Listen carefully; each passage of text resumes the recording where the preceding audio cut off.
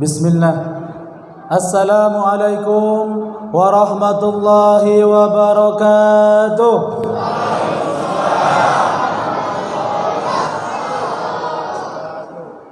Alhamdulillahi hamdan katsira kama amar.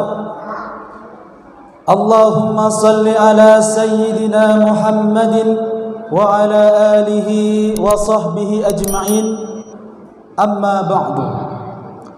Faqad qala Allah Ta'ala fi kitabihil karim, na'udzu billahi minasy syaithanir rajim.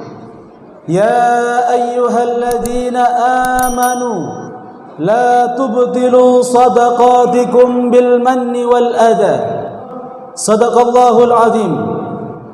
Pada malam hari ini Bapak Ibu yang dimuliakan oleh Allah, hampir seluruh masjid menyampaikan judul tema yang sama. Karena ada di majalah Persatuan Mubalik Batam di malam ke-28 ini menyampaikan judul 3 kebaikan seseorang yang dilakukannya akan dicintai oleh Allah Subhanahu wa taala. Ini adik-adik yang sedang mencatat. Ada 3 perbuatan seorang muslim apabila dilakukannya maka dia akan dicintai oleh Allah Subhanahu wa taala. Maka Bapak Ibu simak dengan baik.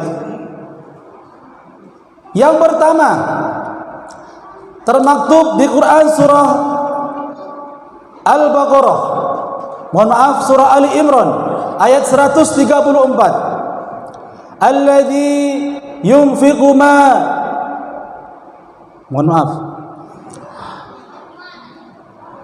alladzina yunfiquna fis sarra'i wad dharra wal kadhiminal ghaidh wal 'afina 'anil nas. Langsung saya sebutkan 3-tiganya. Yang pertama, di mana perbuatan itu dicintai oleh Allah Subhanahu wa taala? Ketika seseorang alladzi yunfiqu maluhu fis sarra'i wad dharra, orang-orang yang mau berinfak baik dalam keadaan sempit maupun dalam keadaan lapang. Ini perbuatan yang sangat ringan Bapak Ibu, tetapi sangat berat dalam aplikasinya, dalam perbuatannya. Ayo kita lihat dalam kehidupan.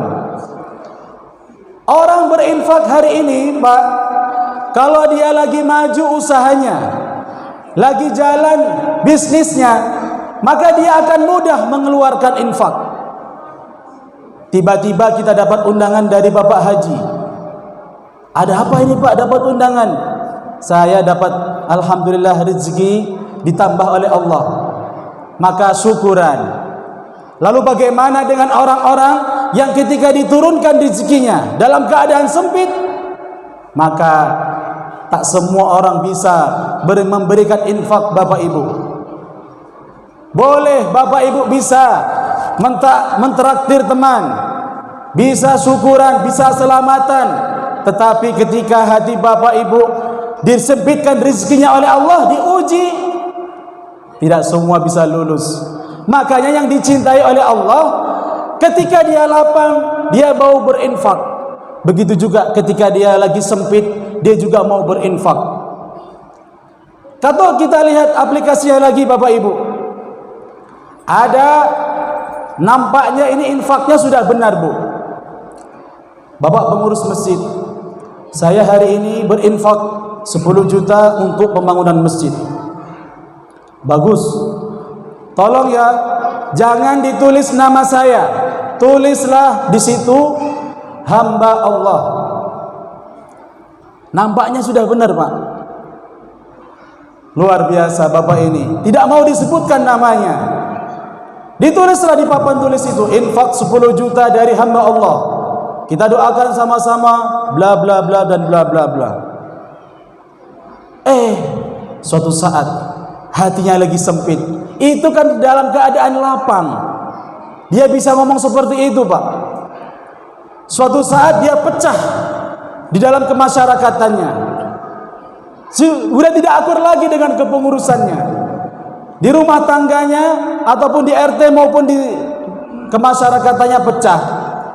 Tiba-tiba dia menyampaikan, itu dulu saya yang bangun masjidnya, itu dulu saya yang mencari tanda tangannya. Tiba-tiba seperti itu Bapak Ibu.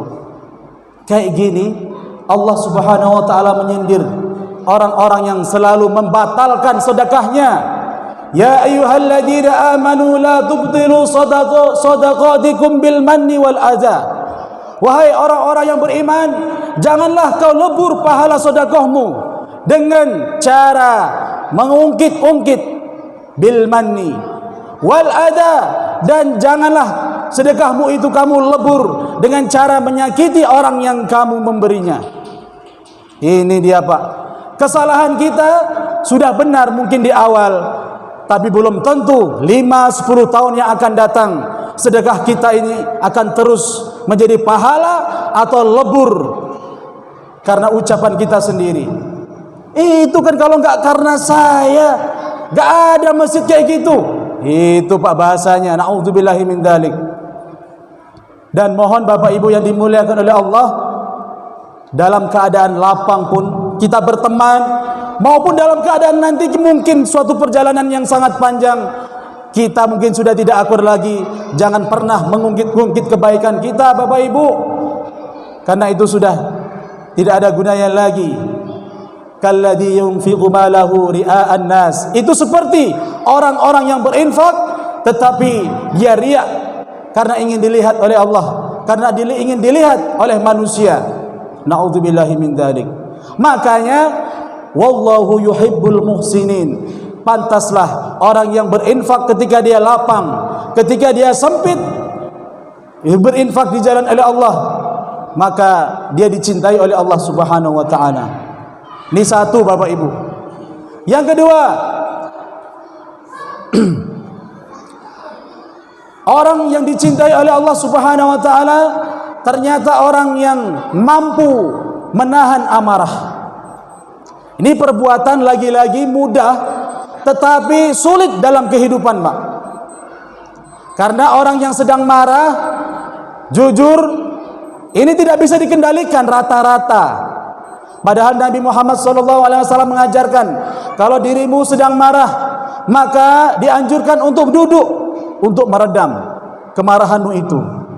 Kalau kamu sedang duduk pun lagi marah, maka ambillah air wudhu. Sesungguhnya kemarahanmu itu disertai oleh syaitan. Hawa nafsumu terlalu meluap-luap. Maka Pak, banyak sekali orang-orang yang marah, habis itu dia menyesal dengan perbuatan marahnya itu. Makanya la taghdab, la taghdab, la taghdab walakal jannah, kata Nabi menyampaikan 3 kali, janganlah dirimu marah, terburu-buru emosi, terburu-buru emosi. Maka kalau kamu bisa meredamnya, walakal jannah, sungguh Bapak Ibu akan diberikan hadiah surga. Namun aplikasinya kan lain. Orang marah sampai 5-10 tahun pun masih tetap marah, Pak. Apa buktinya Ustaz? Hari Raya Idul Fitri datang. Kepada seluruh jamaah kita, masjid kita akan melaksanakan halal bihalal. Datang orangnya, tapi cuma gini aja, nunjuk, cukup nempel 10 jari. Habis itu tak ada yang diucapkannya. Ustaz, saya sudah memaafkan dia, tetapi saya tidak akan pernah lagi bertemu dengan dia lagi. Itu apa, Pak? Itu bagaimana orang kayak gitu? Berarti dia masih marah, menyimpan dendam. Bahkan ada seorang kakak menyumpah serapah oleh adiknya, "Woi adik, bayar hutangmu." "Enggak," katanya, "kamu kan dulu hutang." Akhirnya sumpah serapah, "Jangan pernah kau injak kakimu di rumah saya, haram." Emosi meluap-meluap. Na'udzubillahi min dzalik. Saya sudah memaafkan Ustaz. Memang sudah memaafkan, tapi saya tidak mau bertemu lagi. Itu kayak gimana ceritanya, Pak? Itu namanya orang-orang yang masih menyimpan amarah sampai mati. Lalu di akhirat nanti akan dipertemukan kembali kedua saudara ini. Kalau diadili oleh Allah Subhanahu wa taala, enggak kunjung selesai, dua-duanya masuk neraka. Nauzubillah summa nauzubillah. Makanya Pak, jangan mudah marah. Orang marah, kata orang tua dulu, cepat tua. Ya, orang tua dulu kita berpesan, padahal yang enggak juga. Orang marah itu urat nadinya ketarik semua, Pak. Makanya sering melipat dahi, melotot matanya. Nah, kalau setiap hari kayak gitu, ya naudzubillah summa naudzubillah, maka tensi naik dan tidak banyak orang-orang mengalami stroke, jatuh di rumah sakit. Naudzubillah summa naudzubillah. Makanya yang kedua ini orang-orang yang bisa menahan amarah. Yang ketiga, Ustaz, yang dicintai oleh Allah Subhanahu wa taala, wallah wal 'afina 'anil nas. Orang-orang yang mau dan bisa memberi kata maaf kepada saudaranya. Sering saya ditanya Bapak Ibu, Ustaz, mulia mana? Orang yang minta maaf atau yang memberi maaf? Nah, ini dia nih. Bapak nanti bisa lihat di channel saya penjelasan ini. Ini nanti kita bekerja sama dengan kawan-kawan di YouTube. Mulia mana orang yang minta maaf atau orang yang memberi maaf? Yang kata Allah di Ali Imran ini Bapak Ibu, ayat 134, rupanya orang yang paling mulia itu adalah orang yang memberi maaf. Kalau orang yang salah barangkali mudah, Bang, Pak Yai, kakak, kemarin adik salah, minta maaf ya. Mudah kali ngomongnya, Pak. Kak, yang kita ini bilang, enak aja kamu datang minta maaf. Selama ini kamu kemana? Kemarin nginjak-nginjak, malu-maluin saya di masyarakat. Enak aja kamu minta maaf. Begitu berat, Pak, memberikan maaf itu, Pak. Siapa yang bisa seperti ini? Mudah tapi berat. Akan dicintai oleh Allah Subhanahu wa taala. Namun Bapak Ibu, ada juga yang meminta maaf itu lebih mulia daripada orang yang memberi maaf. Orang yang minta maaf itu bisa juga lebih mulia daripada orang yang memberi maaf. Contohnya Ustaz, insyaallah saya bisa mencontohkan. Ketika terjadi keraguan di antara sebuah pendapat, si A mengatakan si ini, si B mengatakan si ini, rancu, sama-sama kuat. Lalu keduanya ini tidak saling menegur. Ketika tidak saling menegur, siapa yang duluan meminta maaf, itulah yang paling mulia. Kemarin saya mengatakan pendapat seperti ini, barangkali pendapat saya ini salah. Saya minta maaf di depan kawan-kawan semuanya. Gentle, Pak. Itu baru orang yang paling mulia. Sekarang kan egois.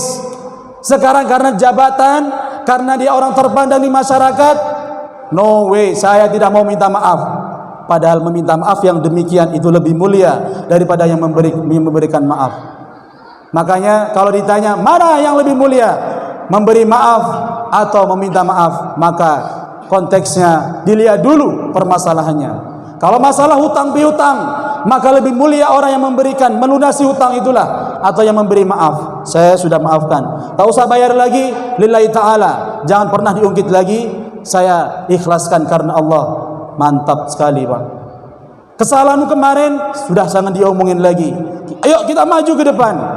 Mantap sekali, Pak. Itulah orang yang memberi maaf. Namun inilah masyarakat, banyak lidah yang tajam, banyak yang lidah seperti ular, tak ada kontrol, tak ada remnya, mengatakan yang sembarangan. Akhirnya sakitlah hati masyarakat. Dijatuhkan di forum, dimaki-maki di forum, tak tengok dia, padahal lidah itu lebih tajam daripada pedang. Hari ini kumpul, besok gak mau kumpul lagi, Pak, karena kita terlalu arogan, karena kita terlalu menyakiti saudara. Hati-hati, Pak, dengan mulut kita sendiri. Na'udzubillahi min dzalik. Maka bisa saya ambil kesimpulan di kultum tarawih ini, ayo kita jadi orang-orang yang dicintai oleh Allah dengan perbuatan tiga ini. Apa itu, Ustaz? Kita ulang kembali lagi. Satu, orang-orang yang berinfak ketika lapang maupun sempit. Berat, Ustaz? Insyaallah jalani, insyaallah bisa. Dua, orang-orang yang bisa menahan emosi pada saat gejolak. Dan yang ketiga, orang-orang yang bisa memberi maaf ketika permasalahan itu terjadi. Demikianlah yang bisa kami sampaikan. Banyak ngomong, banyak salah. Ya, kalau ada sumur di ladang, bolehlah kami menumpang mandi. Kalau ada umur yang sangat panjang, bolehlah kami mampir ke masjid ini lagi. Boleh, Bapak Ibu? wal afu minkum. Assalamualaikum warahmatullahi wabarakatuh.